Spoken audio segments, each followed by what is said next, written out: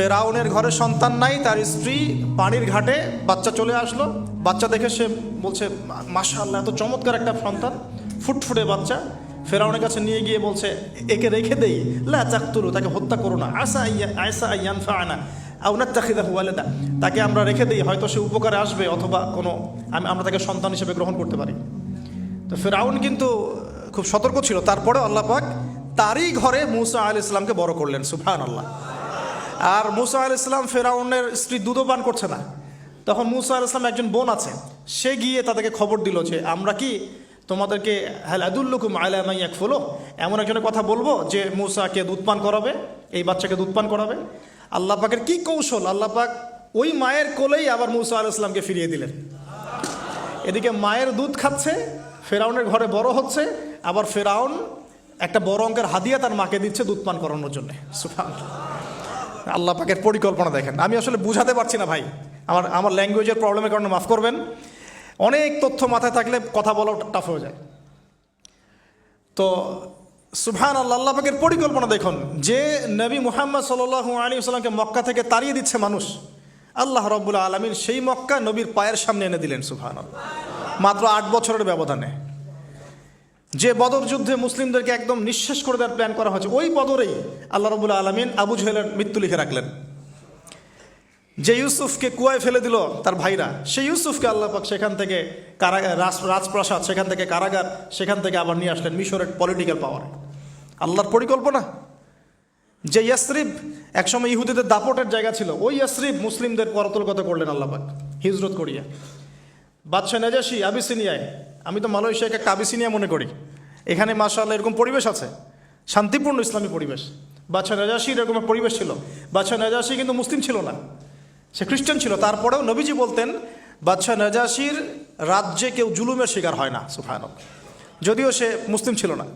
ওখানে ইসলাম নিয়ে গেলেন আল্লাহ পাক, ওখান থেকে পুরো আফ্রিকায় ইসলাম ছড়িয়ে পড়লো। সুবহানাল্লাহ, এক খালেদ বিন ওয়ালিদ রাদিয়াল্লাহু আনহু, যার হাতে উহুদ যুদ্ধে বহু মুসলিমের প্রাণ গিয়েছে না, সেই মানুষকে আল্লাহ রাব্বুল আলামিন হেদায়েত দিয়ে 100টা যুদ্ধ করিয়েছেন। সুবহানাল্লাহ, আল্লাহ পাকের পরিকল্পনা আমরা বুঝতে পারবো না, আল্লাহ পাকের পরিকল্পনা আমরা বুঝতে পারবো না। মাকারু মাকারাল্লাহ, তারা কৌশল করে, আল্লাহ পাকও পরিকল্পনা করে।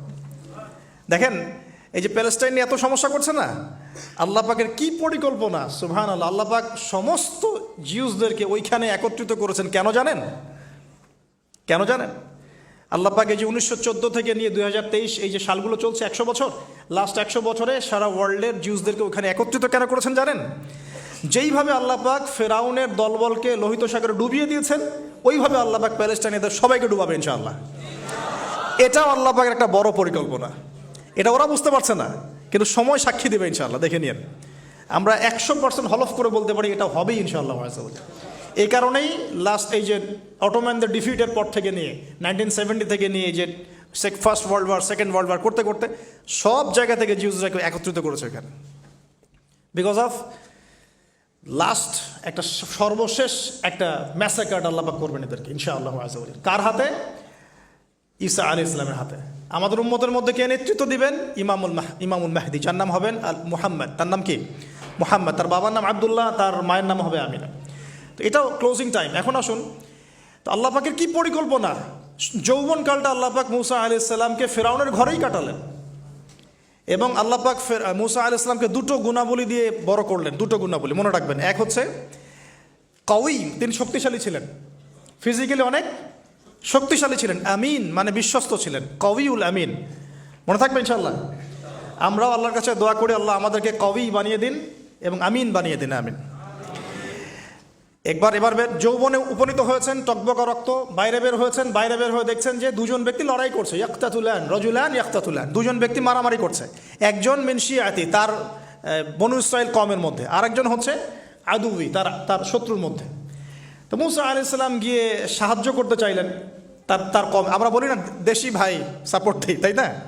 আচ্ছা, তো মুসা আলাইহিস সালাম গিয়ে সাপোর্ট দিতে গিয়ে শুনেন, ফাওয়াকাযাহু মুসা ফাকাদা আলাইহি, মুসা আলাইহিস সালাম মাত্র একটা ঘুষি দিয়েছেন, এক ঘুষিতেই ওই ব্যক্তি ডেড, স্পট ডেড। এই যে আমি গত একটা লেকচারে বলেছিলাম, চাইনিজ কন্টিনেন্টে যে মার্শাল আর্টসগুলো গড়ে উঠেছে, এই কোরআন থেকে গড়ে উঠেছে। তার আগে ওদের সভ্যতা ছিল, সংস্কৃতি ছিল, ঠিক আছে। এক ঘুষিতে মানুষ মারা যায়, এটা কোরআন বলেছে।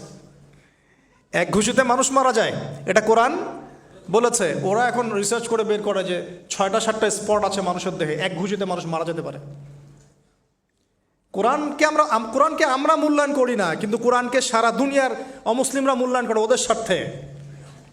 ওদের স্বার্থে তারা আমাদের কোরআনকে মূল্যায়ন করে, আমাদের হাদিসকে মূল্যায়ন করে। আমরা করতে চাই না, আল্লাহ মাফ করুক আমাদেরকে।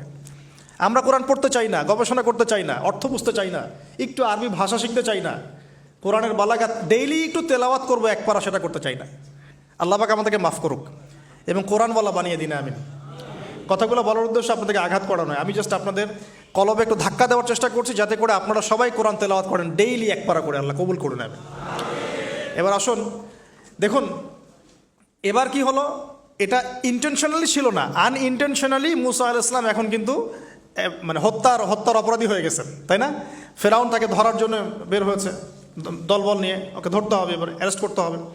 তো একজন এসে পরামর্শ দিল যে তুমি এখান থেকে চলে যাও, তুমি এই মিশর থেকে চলে যাও, বের হয়ে যাও, নাহলে ফেরাউনের বাহিনী তোমাকে পেলে ধরে ফেলবে। এবার মুসা আলাইহিস সালাম চলে গেলেন কোথায়? মাদিয়ান। কোথায় বলেন? অনেক দূরে মাদিয়ানে গিয়ে তার না আছে কোনো শেল্টার, না গার্ডিয়ান, না কোনো খাবার, না পানি, কিছুই নাই। ঠিক নবী সাল্লাল্লাহু আলাইহি ওয়াসাল্লামের সাহাবীরা হিজরত করেছেন আবিসিনিয়ায়, নবীজি হিজরত করেছেন একবার তায়েফে, ওখানে মার খেয়ে চলে আসতে হয়েছে না, মনে আছে? তায়েফের 3টা গোত্র ছিল, আব্দে ইয়ালাইল, আব্দে মাসউদ, হাবিব বিন আমর, এই 3 গোত্রের নেতা ছিল। এরা নবী সাল্লাল্লাহু আলাইহি ওয়াসাল্লামকে ছোট ছোট বাচ্চাদেরকে দিয়ে পিটিয়েছিল, নাউজুবিল্লাহ। তারপরে নবীজি বদদোয়া করেন নাই, ওখান থেকে চলে আসছেন মক্কায়। আমি গুছিয়ে বলছি শর্ট করে। তো এভাবে মুসা আলাইহিস সালামকেও হিজরত করতে হয়েছে। দেখেন, আবার নবীজিকে হিজরত করতে হচ্ছে মদিনায়। তার মানে হিজরা বিষয়টা ইসলামের সাথে সম্পৃক্ত। পরিবেশ পরিস্থিতি অনুকূলে না থাকলে, যেখানে ভালো পরিবেশ সেখানে গিয়ে মানুষ থাকতে হবে। আলহামদুলিল্লাহ, এখানে ভালো পরিবেশ আছে, আপনারা ভালো পরিবেশ পেয়েছেন। কিন্তু যারা চ্যালেঞ্জ গ্রহণ করে সমাজের জাহিলিয়াতগুলোকে সরানোর চেষ্টা করবে, সংস্কারের চেষ্টা করবে, তারা আল্লাহর কাছে অনেক বেশি পছন্দের। তার মানে প্রথম ফাইট আমাদেরকে করতে হবে। করতে করতে গিয়ে এক পর্যায়ে যদি দেখি যে না আর পারছি না, তখন কি? হিজরা। এটা মাথায় রাখতে হয়। এখন নবী সাল্লাল্লাহু আলাইহি ওয়াসাল্লামকেও করতে হচ্ছে। মুসা আলাইহিস সালাম চলে গেলেন মিশর থেকে কোথায় বলেন? মাদিয়ানে। তখন আরেকজন নবী ছিলেন, তার নাম কি? শুআয়ব। এটা মাশাআল্লাহ, শুআয়ব আলাইহিস সালাম। শুআয়ব আলাইহিস সালাম সম্পর্কে আল্লাহ পাক বলেছেন তিনি অত্যন্ত চমৎকার বাগ্মী ছিলেন। মানে তিনি নবীদের মধ্যে অনেক সুন্দর করে কথা বলতে পারতেন। সুবহানাল্লাহ, সুবহানাল্লাহ। তো শুআয়ব আলাইহিস সালামের কওমের নাম কওমে মাদিয়ান। বলে রাখি, এই কওমে মাদিয়ানকে আল্লাহ রাব্বুল আলামিন ধ্বংস করেছেন সর্বপ্রথম ভূমিকম্প দিয়ে। কি দিয়ে? পৃথিবীতে সর্বপ্রথম যে জাতিকে ভূমিকম্প দিয়ে ধ্বংস করা হয়েছে তার নাম কওমে মাদিয়ান। কেন ধ্বংস করা হয়েছে? মাপে কম দিত। কি করতো? যেটা এখনকার ওয়ার্ল্ডের ইকোনমিক সুন্নাহ, নাউজুবিল্লাহ। মানুষকে ঠকানো এখনকার ওয়ার্ল্ডের ইকোনমিক সুন্নাহ। এবং এই মানুষকে ঠকানোর জন্য ইকোনমিক সেকশনে রিবা চালু করা হয়েছে। রিবা, সব জায়গায় রিবা, এভরি সিঙ্গল সেক্টর। যেটা under the foundation of world bank আর IMF। রিবা আছে কি নাই? আর আমরা তো রিবাটাকে এখন মনেও করি না যে মায়ের সাথে জেনা করছি, মায়ের সাথে জেনা করছি। এটাই তো হাদিসের কথা। রিবার 70 শাখা আছে পাপের, 73 শাখা আছে পাপের, সর্বনিম্ন শাখা মায়ের সাথে জেনা করা, নাউজুবিল্লাহ। তো এটা ইকোনমিক সুন্নাহ হয়ে গেছে না এখন? মানুষকে ঠকানো, মাপে কম দেওয়া, রিবা। আর আমরা তো মাশাআল্লাহ ঘুষ ছাড়া কিছু হয় না, দুর্নীতি ছাড়া হয় না, আর টেবিল পাসই হচ্ছে না। আল্লাহ মাফ করুক আমাদেরকে। তবে এগুলা আমাদের ইবাদতকে নষ্ট করে ফেলছে। কারণ হারাম রিজিক থাকলে ইবাদত, দোয়া কবুল হয় না। আল্লাহ পাক আমাদেরকে হালাল খাওয়ার তৌফিক দান করুন। এখন প্রিয় ভাইরা, ওখানে গিয়ে কিচ্ছু নাই, নিঃস্ব অবস্থায় কি দোয়া করতে পারেন একজন মানুষ? এই দোয়াটা শিখে নেন, ইনশাআল্লাহ আপনার জীবনের সমস্ত সংকট কেটে যাবে ইনশাআল্লাহ। আমি নিজেও এই দোয়াটা বেশি বেশি করার চেষ্টা করি। দোয়াটা হচ্ছে, মুসা আলাইহিস সালাম একটা গাছের নিচে হেলান দিয়ে বসলেন। বসে দেখলেন দুজন মেয়ে দাঁড়িয়ে আছে দূরে, পানি নিতে পারছে না। লোকজন পানি নিয়ে যাচ্ছে, ওরা দাঁড়িয়ে আছে বেচারি। তো মুসা আলাইহিস সালাম গিয়ে বললেন, কি সমস্যা আপনাদের? এটা নিয়ে আপনারা আবার মেয়েদের সাথে কথা বলার চেষ্টা করেন না, ঠিক আছে? তো মাহারাম গায়রা মাহারাম মেনে চলে। তারা বললেন যে আমাদের বাবা অনেক বৃদ্ধ মানুষ, আমরা পানি নিতে পারি না যতক্ষণ না আমাদের কম পানি নিয়ে চলে যায়। তো মুসা আলাইহিস সালাম তো একটু বললাম না, ফিজিক্যালি খুব স্ট্রং ছিলেন। থাকে না বডি বিল্ডার, সামনে গিয়ে কথা বলে সরব, পানি দিতে দাও, তখন মানুষ একটু মূল্যায়ন করে না।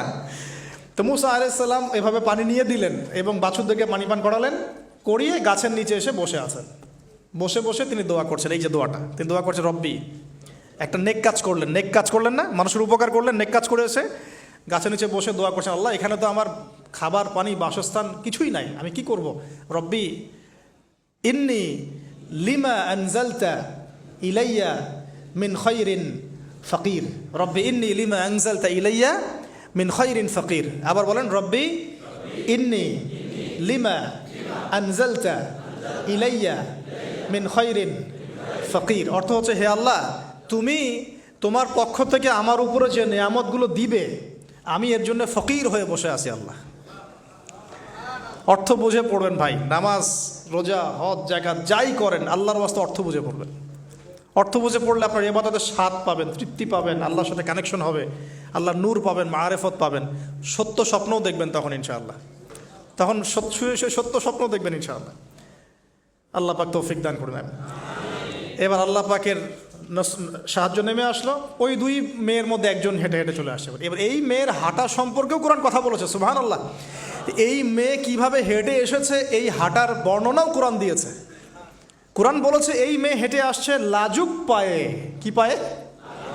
এখন আপনি এই পুরো ওয়ার্ল্ডের মেয়েদের হাঁটা দেখেন, লজ্জা আছে?